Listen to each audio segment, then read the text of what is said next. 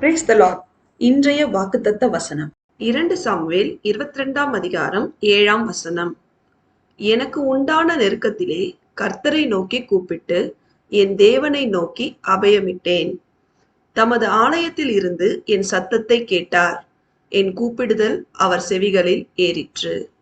கிறிஸ்துவுக்குள் அன்பானவர்களே, தாவீதைப் போல நாமும் நம்முடைய நெருக்கத்திலே எதற்கும் பயப்படாமல் நம் சேனைகளின் கர்த்தராகிய இயேசு கிறிஸ்துவின் மேல் முழு மனதோடு விசுவாசம் வைத்து அவரை நோக்கி கூப்பிடும் பொழுது அவர் பரிசுத்த ஸ்தலத்திலிருந்து நம் சத்தத்தை கேட்டு நம் கூப்பிடுதலுக்கு செவிசாய்த்து நமது வேண்டுதல்கள் அனைத்தையும் கேட்டு அவை எல்லாவற்றையும் நிறைவேற்றுவார்.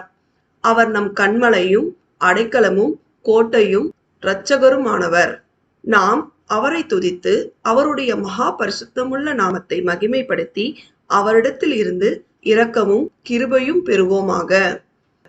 தேவன் நம் அனைவரையும் ஆசீர்வதிப்பாராக. ஆமேன்.